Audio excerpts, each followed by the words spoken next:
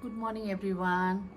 तपाईहरुलाई मेरो च्यानलमा वेलकम छ। म नयाँ रेसिपीको साथमा आइसकेको छु। अनि रेसिपी चाहिँ आज के आउँछ भने त्योभन्दा पहिला चाहिँ म के भन्छु भने हामी चाहिँ बिहान एक्सर्साइज गरेर आइसकेको छौँ। अहिले चाहिँ हाम्रो एउटा सानो फन्ड रेजिङ इभेन्ट भइरहेको छ।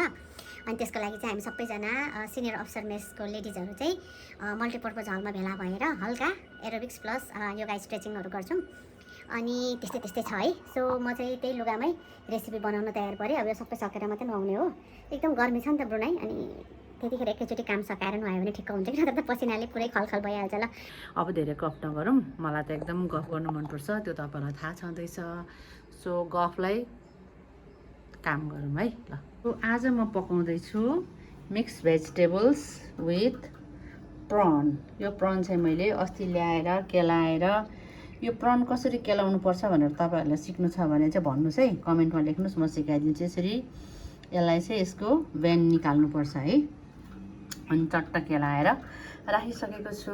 अनि यसमा चाहिन्छ मिक्स भेजिटेबल, अघि पनि भने है, फेरि पनि भन्दैछु। अनि यो मेरो नयाँ बलमा चट्ट राखेको छु कि अर्को पनि छ तर नयाँ देखाउनु मन लाग्छ। अनि यसमा चाहिँ फेरि यो प्रन। अनि यसमा चाहिन्छ मैले स्यालड्स, यो सानो खालको प्याज छ नि, यो स्यालड्स। अनि यसमा चाहिँ मैले लसुन, खोर्सानी अनि यो अदुवा राखेको छु। यसलाई चाहिँ म डिफ्रेन्ट तरिकाले काटेर कुटेर रेडी गरेर देखाउँछु है अहिले।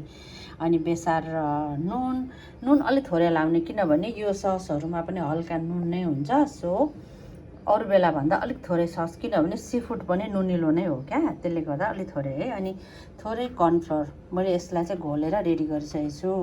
कर्नफ्लोर धेरै लाउनु हुँदैन है, यसले नत्र बर्बाद गर्छ। अनि fish sauce, sesame oil, oyster sauce र डार्क सोया अथवा light soya is up to you. अनि मेरो प्यारो खल। अब यसमा चाहिँ हामी यो लसुन चाहिँ कुटिहाल्छौँ, किनभने लसुन चाहिँ कुट्नुपर्छ, प्याज काट्नुपर्छ, अदुवा काट्नुपर्छ। हाहा, किन कुट्नुपर्छ भने नि त्यो कारणले कुट्नुपर्छ होइन। ल अब यसलाई चाहिँ कुटेर हामी रेडी गरिहालौँ। म अनि अरू कुरा चाहिँ काटेर देखाउँछु।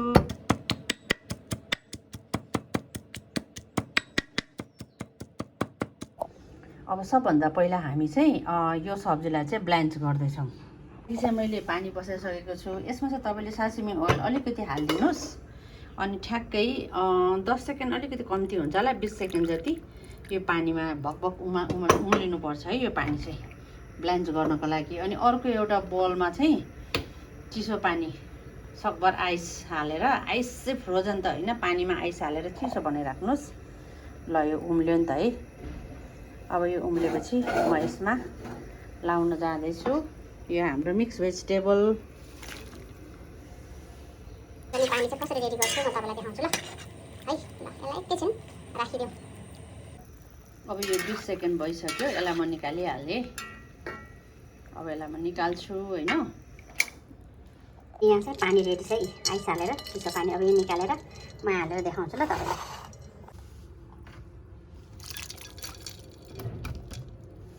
अहिले यही जालीमा तार्नुपर्छ। यसले चाहिँ यसको कलर चाहिँ सब्जीको कलरहरू चेन्ज हुनु दिँदैन है, ब्लेन्ड गर्यो भने चाहिँ। अरू बेला तपाईँले पाउना छ भने नि अघिल्लो दिन ब्लेन्ड गरेर अब यो आइसमा एकछिन डुबाउने, अनि यो पानी आइस पानी बिल्छ नि, अनि त्यस पछाडि तारेर फ्रिजमा राख्नु भए पनि हुन्छ। म त कहिले त्यस्तो पनि गरिदिन्छु, टक्क भोलिको लागि रेडी हुन्छ क्या, छिटो हुन्छ। अनि यसो गरेपछि चाहिँ छिटो पाक्छ। यसको पानी के सब्जीको च्यालाले पानी पनि निस्किँदैन है। ल अब मैले चाहिँ सामान रेडी गरेँ है। अब हामीलाई चाहिन्छ यो स्यालड्स मैले काटेँ, यो के अरे अदुवालाई पनि मैले स्लाइस गरिसकेको छु, हेर्नुहोस् त। अनि यस पछाडि मैले यो लसुनलाई मजाले लसुन कुटेर राखेको छु, खोर्सानी काटेँ होइन। अनि हामीलाई मैले अघि नै देखाइसकेको थिएँ नि, सोया सस, ओइस्टर सस, अनि यो सासिमी ओइल, यो 3 थरीको ससलाई चाहिँ मैले टक्क यहाँ रेडी गरिसकेको छु है। यसलाई खनाउन सजिलो हुन्छ। यो चाहिँ जुन भात खाने चम्ची हुन्छ नि, त्यसको 1 चम्ची ओइस्टर सस, यसको 3/4 फुल 1 चम्ची होइन, 3 भाग जति सोया सस, अनि अलिकति यसको आधी जति चाहिँ फिस सस रेडी गरेको छु है। अब चाहिन्छ यसमा लास्ट एउटा इन्ग्रेडियन्ट्स चाहिँ, यो चाहिँ पछि गार्निसलाई है। सो अहिले यहाँ राखौँ, केही छैन यसको काम, पछि काटौँला। सो मैले कराई बसाइसकेको छु। अब यो चाहिँ चाइनिज पाराको भएर यसमा चाहिँ हामी मेथी केहरू बाह्र मसला लाउँदैनौँ है हामी। ल त अब लसुन लसुन सँगसँगै अदुवा।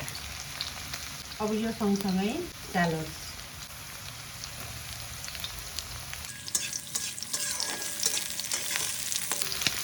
चाइनिज कुकिङको चाहिँ एउटा के हो भने यो चाहिँ एकदम क्विक हुन्छ क्या, छिट्टो।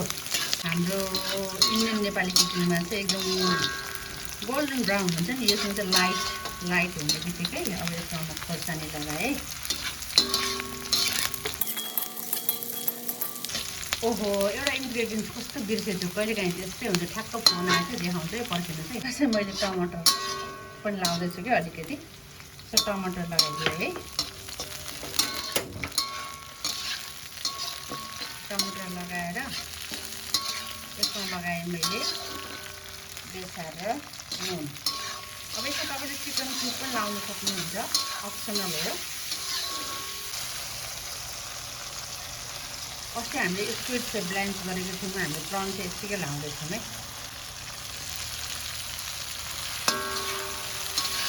अब यो प्रन लाएर चाहिँ धेरै बेर पकाउने होइन है, फेरि हेर्नुहोस् न प्रनको हल्का कलर चेन्ज हुन्छ। धेरै बेर पकायो भने प्रन त फेरि सबै सुकेर सिन्का पो हुन्छ र सुकुटी हुन्छ, चाहे हल्का रातो रातो हुन्छ। हेर्नुहोस् न। अब यो बेलामा हाम्रो यो ससहरू छ नि, यो सबै ससहरू लगाइदिनु। अब यसमा लगाइदिनु यो भेजिटेबल।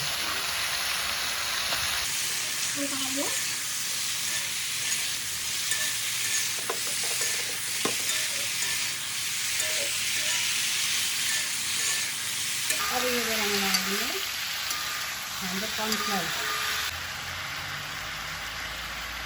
मिलाएर मजाले चलाइदिने। अब यो बेलामा लगाइदिने तपाईँको यो आधी चम्ची जति सस। यसले चाहिँ चाहिने अनि खाना चाहिँ एकदम फ्लेभरफुल हुन्छ। यो खास गरी पानीहरूको कुकिङमा चाहिँ एकदमै चलाउँछ क्या। हेर्नुहोस् न कस्तो राम्रो कलर आएको, खाँदा पनि यति मिठो हुन्छ नि त, हर बास्ना आएको। अब यसलाई चाहिँ म पस्केर देखाउँछु ल। यसलाई चाहिँ स्प्रिङ अनियनले गार्निस गरिदिएर माथिबाट एकपल्ट चलाउने, यो लाएर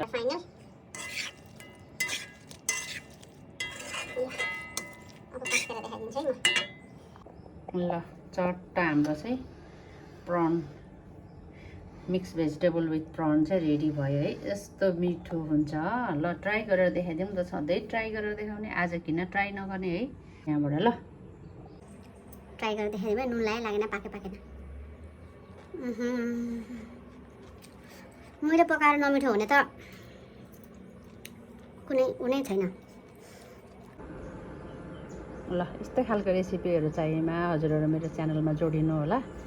मेरो रेसिपी चाहिँ चट्ट रेडी भयो। अब हामी लन्च खान्छौँ है। ल bye everyone, thank you so much for watching recipe channel. By.